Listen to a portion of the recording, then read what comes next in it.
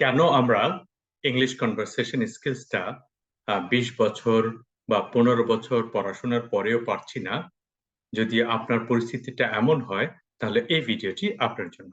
আসসালামু আলাইকুম। আমি Mohammad Mohsin, founder of motion smart English learning London. আমি দীর্ঘ প্রায় 30 বছর এই স্পোকেন ইংলিশ কনসালটেন্ট হিসেবে কাজ করছি বাংলাদেশে এবং লন্ডনে।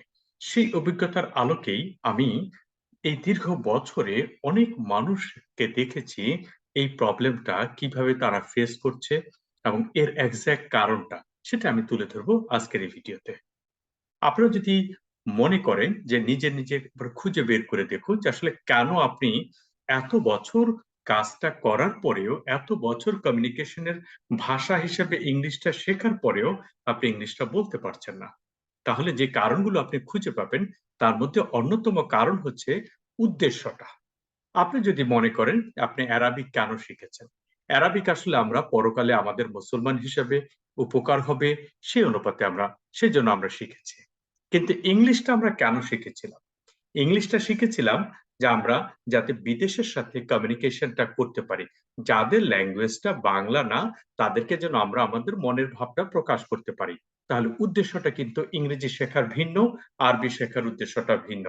এবার আসুন, আমরা যে ইংলিশ কমিউনিকেশনটা শিখলাম, এই যে গ্রামে শহরে বিভিন্ন জায়গায় ছাত্র বয়স থেকে আমরা যে শিখছি, কোটি কোটি ছাত্রছাত্রীরা শিখছি, কতগুলো মানুষ ইংলিশে কথা বলতে পারে? তাহলে আমাদের ইংরেজি শেখার মূল উদ্দেশ্য ছিল ইংলিশ কনভারসেশনটাকে পারা, অথবা ইংলিশটা পারা, যাতে করে আমরা ইংরেজিতে কমিউনিকেশনটা করতে পারি। এখন আপনি এবার প্রশ্ন করে দেখুন তো, আপনার যে প্রাইমারি স্কুলে আপনি পড়েছেন সেখান থেকে প্রাইমারি স্কুল পাশের পরে কতজন ছেলে মেয়ে ইংলিশটা পেরেছে, ইংলিশ কমিউনিকেশনটা পেরেছে? রাইট। জুনিয়র স্কুলে যে পড়েছেন, হাই স্কুলে পড়েছেন, কলেজে পড়েছেন, এই যে লেভেলগুলোতে এত কোটি কোটি ছাত্র যে পড়াশোনা করছে, তাদের মধ্যে কতগুলো মানুষ ইংলিশ কমিউনিকেশনটা করতে পারছে বা ইংলিশ কনভারসেশনটা করতে পারছে? আসলে আমরা তো ইংলিশটা শিখেছিলাম কমিউনিকেশন করার জন্যই, সেটি আসলে আমাদের হয়নি। আমরা চলে গিয়েছি ব্যাখ্যা, বড় প্রশ্ন, ছোট প্রশ্ন, রচনা, ট্রান্সলেশন মুখস্থের মধ্যে। মূল যেটা হয়নি যে আসলে একটু কথা বলে দেখি তো, একজন ছাত্রের সাথে আরেকজন ছাত্র একটু পেয়ার প্র্যাকটিস করে দেখি, অথবা একটা গ্রুপ প্র্যাকটিস করে দেখি ইংলিশ কমিউনিকেশনটা কেমন হয়। অথচ দেখুন, 1 বছর সময় ব্যয় করেছি আমরা এই ইংলিশ কমিউনিকেশন শেখার জন্য। প্রত্যেক ক্লাসে 1 থেকে শুরু করে বা প্লে থেকে শুরু করে একদম ইন্টারমিডিয়েট পর্যন্ত বাধ্যতামূলক ভাবে আমরা পড়েছি। এমন কোন দক্ষতা কি আছে যে দক্ষতাটা আপনি এত বছর ধরে শিখবেন অথচ একবারও পারবেন না? আর এটা আমাদেরও আসলে যাচাই করা দরকার ছিল যে আমরা এই যে এতগুলো মানুষ ইংলিশ শিখছি, এটার আসলে উদ্দেশ্যটা কি, এবং আমরা কি পারছি, ইয়েস অর নো? যদি না পারি তাহলে আমাকে কোন পদ্ধতিতে গেলে পারবো আমি, সেটা আমি ট্রাই করতে পারতাম। আমার কি হচ্ছে, আমরা এই জাস্টিফিকেশনটা করিনি, এই ইভালুয়েশনটা করিনি। ফলে কি হচ্ছে, বছরের পর বছর কোটি কোটি শিক্ষার্থী শুধু ব্যর্থই হয়েছে। আপনি বলবেন অন্য কোনো গল্প? না, যদি টিচারদেরকে ট্রেনিং করার দরকার হতো, ট্রেনিং করে আমরা কাজটা করাতে পারতাম। এখন আপনি আমাকে নিয়োগ করেছেন ওয়েব পেজ ডিজাইনার হিসেবে, আমি ওয়েব পেজ কিছু পারি না। কতদিন আপনি আমাকে রাখবেন? 1 বছর, 2 বছর, তারপরেও কি রাখবেন? তাহলে বুঝতে হবে অন্য সমস্যা রয়েছে। ঠিক তেমনি ভাবে কেন আমরা ইংলিশটা পারি না, তার মূল কারণ হচ্ছে ইংলিশটা আমরা যে উদ্দেশ্যে শিখতে চেয়েছিলাম সেই উদ্দেশ্যটা থেকে সরে আমরা অন্য উদ্দেশ্যে চলে গেছি। This is the first reason I found. Okay, English বলার সেকেন্ড যে প্রবলেমটা আছে সেটা হচ্ছে যে না পারার সেকেন্ড প্রবলেম হচ্ছে আমরা আমাদের মতো করে ইংরেজিটা বলি, আর ইংলিশ ভাষাভাষী যারা আছে, যারা ব্রিটিশ বা আমেরিকান বা অন্য যারা আছে, তাদের ইংলিশটা অনেক ডিফারেন্ট। ফলে হয় কি, আমরা ওদের কথাটা বুঝি না, ওরা আমাদের কথা বোঝে না, একটা গ্যাপ থেকে যায়। এখন ধরেন, কমিউনিকেশনটা তো আসলে বোথ ওয়ে হতে হবে, ইকুয়াল হতে হবে, তখনই সেটা কমিউনিকেশন হবে। আমি এরকম করলাম অথচ আরেকজন এইভাবে করে, সেটা তো কমিউনিকেশন হচ্ছে না। ফর এক্সাম্পল, আমি কাউকে জিজ্ঞাসা হ্যালো বললে সে কি বলবে, সে কিভাবে করে কোন ভাবে উচ্চারণ করছে, কোন ভাবে কথা বলছে, সেটা আমাকে জানতে হবে। সেটা আমরা জানি না। আসলে আমরা যে এত বছর ইংরেজি পড়েছি, আমরা কি গ্রামের স্কুলগুলোতে বা শহরের স্কুলগুলোতে কখনো কি আমরা দেখেছি যে একটা ইংলিশ লোক কিভাবে কথা বলে? চলো তো দেখি এখান থেকে কয়টা কথা আমরা বুঝি আর কয়টা কথা আমরা বুঝি না। তারা কেন কন্ট্রাকশন ব্যবহার করছে, তারা কিভাবে ইন্টোনেশনটা ব্যবহার করছে, তারা কিভাবে স্ট্রেস ব্যবহার করে। আমাদের সিলেবাসের মধ্যে এই বিষয়গুলো খুবই যৎসামান্য দেয়া আছে, এটা কিন্তু অত গুরুত্ব দিয়ে দেওয়াও নাই। ফলে হয় কি, আমাদের কথাটা হয়ে যায় ট্রান্সলেশন, আমরা ওয়ার্ড টু ওয়ার্ড ট্রান্সলেট করে দিয়ে দিই। আসলে there's a big difference between conversation and translation.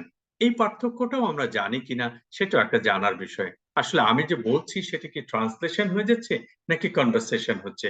Conversation এবং ট্রান্সলেশনের মধ্যে মূল পার্থক্য হচ্ছে যে আসলে আমি যখন নেটিভ স্পিকারের মতো করে কথা বলবো, তখন আমি আসলে অত গ্রামার মেনটেন করব না, আমার কথার মধ্যে আপ এন্ড ডাউন থাকতে হবে। এই সব বিষয়গুলো, অনেকগুলো বিষয় জড়িত রয়েছে, সে বিষয়টা কিন্তু আমাদেরকে শেখানো হয়নি। সো সেকেন্ড বিষয় হলো যে আমরা ইংলিশদের কথাটা কেন বুঝি না? আমরা যে বুঝি না সেজন্য আমরা ইংলিশটা পারি না, এবং আমাদের কথাটাও কিন্তু ওরা বোঝে না সঠিকভাবে। সো আমরা সেটাকে করতে পারি। এবার থার্ড যেটা আছে, আমার আসলে প্রবলেম কোথায়? আমার যে প্রবলেমটা রয়েছে সেটা কি আমি জানি? আমি কথা বলার সময় কথা আটকে যায়, আমার ফিলার ওয়ার্ড বেশি আসে। ফর এক্সাম্পল, আপনি আননেসেসারি কতগুলো কথা বলছেন, শুধু শুধু এটাকে যোগ করে দিচ্ছেন, বা আপনাকে ফিলার ওয়ার্ডটা আপনার বেশি ব্যবহার করছেন। সো আপনি যদি মনে করেন যে আপনি আহ, এই প্রবলেমটাকে আইডেন্টিফাই করতে চান, আপনার আসলে তোতলানোর একটু অভ্যাস রয়েছে, কথা আটকে যায়, রাইট? ইংলিশটা সঠিকভাবে আসে না, আপনার সঠিক শব্দ আপনি সঠিক সময়ে খুঁজে পাচ্ছেন না, আপনি মানুষের সামনে কথা বলতে গেলে কথা বলতে পারছেন না। এসব বিষয়গুলো আপনাকে প্রবলেমের একটা কারণ হয়ে দাঁড়িয়েছে। ফলে হয় কি, আপনার সফলতাটা সেইভাবে করে আসে না। ফোর্থ যে বিষয়টা রয়েছে সেটা হচ্ছে যে আপনাকে নিয়মিত চর্চা করা। যে কোনো জিনিসকে লেগে থাকতে হয়। আমরা নামাজ 5 বার দিনে পড়ছি, ভাত আমরা প্রতিদিন খাচ্ছি, আমরা ঘুম প্রতিদিন ঘুমাচ্ছি। প্রত্যেকটা জিনিসের একটা ধারাবাহিক নিয়ম থাকতে হবে। আপনি বলুন তো যে আপনি ইংলিশ কনভারসেশন শেখার জন্য চেষ্টা করেছেন 10 বছর, 20 বছর, কোন দিন আপনি 5 মিনিট ইংলিশে কথা বলেছেন? কোন দিন 10 মিনিট ইংলিশে কথা বলেছেন? 24 ঘন্টার সময়ের মধ্যে 10 মিনিট কখন ইংরেজিতে কথা বলেছেন? একটু বলেন তো। এবং সেটার একটা রেকর্ড দেন। প্রত্যেক জিনিসের কিন্তু রেকর্ড থাকে, রাইট? রেকর্ডটা থাকলেই কিন্তু আপনার কাজের সফলতাটা আপনি সহজভাবে বলতে পারবেন, রাইট? এই যে বিষয়টা আপনাকে, আপনি যদি রেকর্ডটা ঠিক মতো রাখেন, তখন আপনি বুঝতে পারবেন যে আসলে আপনি কথা কি বলছেন কি বলছেন না, আপনি কি উচ্চারণ ঠিক মতো করছেন কি করছেন না, আপনি কি কারেকশনটা নিয়মিত ইমপ্রুভ করছেন কি করছেন না, একটা নির্ভুল সেন্টেন্স বলতে পারছেন কি পারছেন না। এই রেকর্ডটা হচ্ছে 4 নাম্বার আমার পয়েন্ট বলে আমার কাছে মনে হয়। 5 নাম্বার হচ্ছে আপনার নিজেকে আপনি ইভ্যালুয়েট করেন। আসলে আপনি গতদিন কেমন ছিলেন, আজকে কেমন আছেন? গতদিন আপনি কি করেছেন, আজকে আপনি কি করেছেন? এই ইভ্যালুয়েশনটা যদি করতে পারেন, আপনি গতদিন 1 মিনিটই কথা বলতে পারেননি, একটা ভিডিও করতে দিয়েছিলাম, সে ভিডিওটা আপনি করতে পারছেন না। এখন আপনি কিন্তু 10 মিনিট ভিডিও করতে পারছেন। তাহলে বুঝতে হবে আপনার ইমপ্রুভমেন্ট হচ্ছে। সো এই ইভ্যালুয়েশনটা আপনাকে করতে হবে। So this are the things আমার কাছে মনে হয় যে স্পোকেন ইংলিশে অত্যন্ত গুরুত্বপূর্ণ। প্রথম কারণ হিসাবে আমি বলেছিলাম, ব্যর্থ হওয়ার প্রথম কারণ হচ্ছে আমার মূল উদ্দেশ্যটা জানা থাকে না। আমার দ্বিতীয় কারণ যেটা হচ্ছে, আমি ইংলিশদের মতো করে চর্চা করি না, আমি আমার মতো চর্চা করলে সেটা হবে না। থার্ড যেটা বলেছিলাম, আমাকে প্রবলেম সম্পর্কে নিজের আইডেন্টিফিকেশন করতে হবে যে আমার আসলে কি কি বিষয়ে প্রবলেম রয়েছে। ফোর্থ যেটা হচ্ছে, আমাকে নিয়মিত প্র্যাকটিস করতে হবে। ফিফথ যেটা রয়েছে, আমাকে জাস্টিফাই করতে হবে আমি গত দিনের চেয়ে আজকের দিনে বেটার পারফর্ম করলাম কিনা। যদি আপনি এই নিয়মটা ফলো করেন, তবেই দেখবেন আপনার ইংলিশ অত্যন্ত সুন্দর হয়ে গেছে। ধন্যবাদ। মোশন স্মার্ট ইংলিশ লার্নিং এর পক্ষ থেকে আপনাদের সবাইকে ধন্যবাদ।